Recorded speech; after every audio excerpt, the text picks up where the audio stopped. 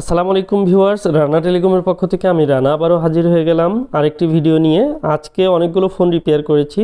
সর্বশেষে এই ফোনটি, এটি হচ্ছে পোকো X3 Pro 8256। এটি সিরাজগঞ্জ থেকে পাঠিয়েছেন, সিরাজগঞ্জের শাহজাদপুর থেকে পাঠিয়েছেন যিনি। ওনার ফোনটি হচ্ছে, এটি আসলে একটি গিফটের ফোন। 8256 পোকো X3 Pro অনেক ভালো একটি ফোন। ওনার আঙ্কেল ওনাকে গিফট করেছিলেন। আসলে তাদের কাছে এখন আর উনি বলতে পারছেন না যে ফোনটি ডেড হয়ে গেছে, এক কথায় লজ্জায় পড়ে আছেন। তো এই ফোনটি রিপেয়ার করতে না পেরে ফোনটি যিনি ট্রাই করেছেন উনি ওনাকে ফেরত দিয়েছেন ফোনটি বন্ধ অবস্থায়। প্রথমে উনি আশ্বাস দিয়েছিলেন যে ফোনটি ঠিক হবে, কিন্তু পরে রিপেয়ার করতে পারেননি। তো উনি হতাশ হয়ে এক পর্যায়ে খোঁজাখুঁজি করে আমার তথ্য পান, বা আমার সম্পর্কে হয়তো কেউ ওনাকে বলে, উনি তখন ফোনটি আমার কাছে কুরিয়ার করে পাঠিয়ে দিয়েছেন। তো ফোনের ভিতরের যে কন্ডিশন সেটি কিন্তু আমাকে পরিষ্কারভাবে কিছু লেখেননি, কারণ এই ফোনটি রিবলিং করা হয়েছে কিনা। আপনারা জানেন যে পোকো X3 Pro যে সাডেনলি অফ হয়ে যাওয়ার যে প্রবলেমটি, এটি কিন্তু সাধারণত আমরা সিপিইউ রিবলিংয়ের মাধ্যমে কিন্তু প্রবলেমগুলো সলভ করে থাকি।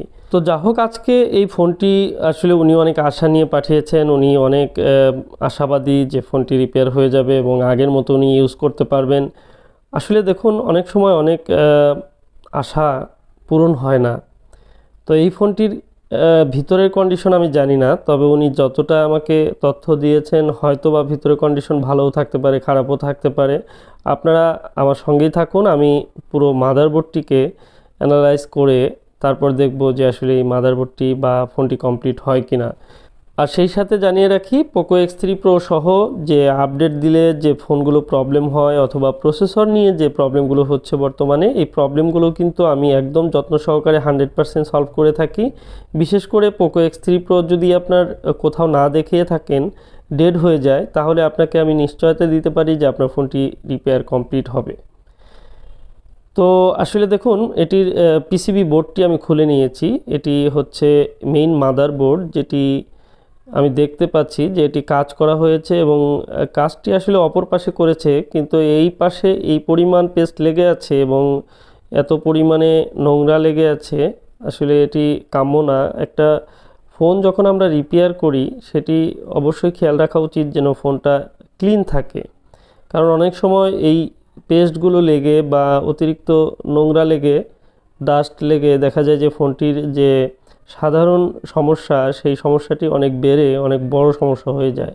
আর আপনারা নিশ্চয় আমার কাজ যারা ইতিপূর্বে দেখেছেন, আমার যে কাজগুলো আমার কাছে ফ্রেশ অবস্থায় আসে, সেই কাজগুলোর কন্ডিশন এবং মাদারবোর্ডগুলোর কন্ডিশন আপনারা দেখলেই বুঝতে পারবেন যে কাজগুলো কতটা সুন্দরভাবে আমি করে থাকি, এবং কি অত্যন্ত যত্ন সহকারে করে থাকি। একটু এদিক সেদিক কোনো ময়লা বা কোনো কিছু লেগে থাকবে না। প্রত্যেকটি মাদারবোর্ড চকচকে ঝকঝকে ঠিক নতুনের মতো আবার সার্ভিস করবে।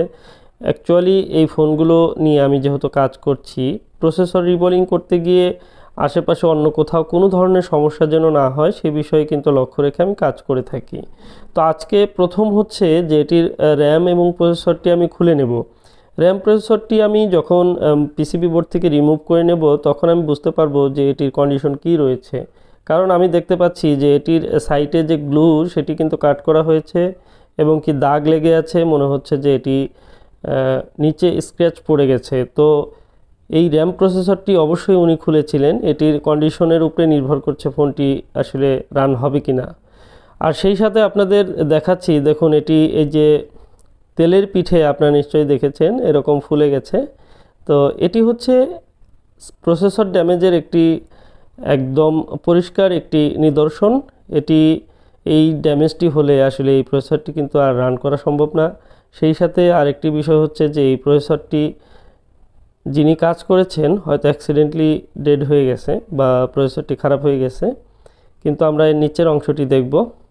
দেখুন এর নিচে আশেপাশে যে উনি গ্লু কাট করেছেন, দেখুন প্রত্যেকটি সাইডে কিন্তু একদম দাগ পড়ে আছে এবং মনে হচ্ছে লাইনগুলো একদম কেটে ফেলছে। তো এই যে কন্ডিশনগুলো, এগুলো ফিজিক্যাল ড্যামেজ, ঠিক আছে? এগুলো হচ্ছে একেবারে দক্ষতার অভাবে এই প্রবলেমগুলো হয়। যারা এই কাজগুলো করে না, তাদেরকে দিয়ে এই কাজগুলো করতে গেলে এ ধরনের সমস্যা কিন্তু আপনাদের পড়তেই হবে। আর যেখানে এই পোকো X3 Pro সহ বিভিন্ন প্রসেসরের কাজগুলো যারা রেগুলার করছেন, তাদের হাতেই এই ফোনটি বা এই ধরনের ফোন কিন্তু হচ্ছে না, ডেড হয়ে যাচ্ছে, ড্যামেজ হয়ে যাচ্ছে।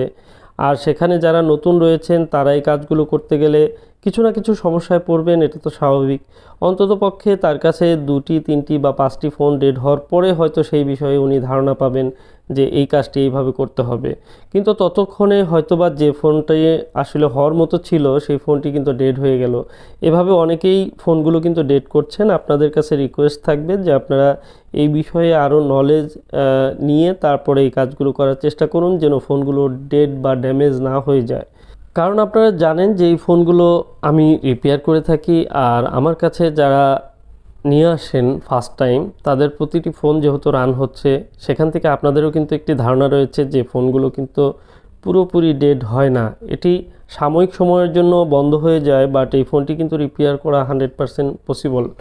তাই বলবো আমার চ্যানেলটি সাবস্ক্রাইব করে রাখুন। আপনারা যদি কোনো সময় আপনাদের এই ফোনগুলোতে এই প্রবলেমগুলো হয়, তবে কোথাও না দেখে প্রথমেই যোগাযোগ করুন। আপনার ফোনটি কিন্তু 100% সলভ হবে ইনশাল্লাহ।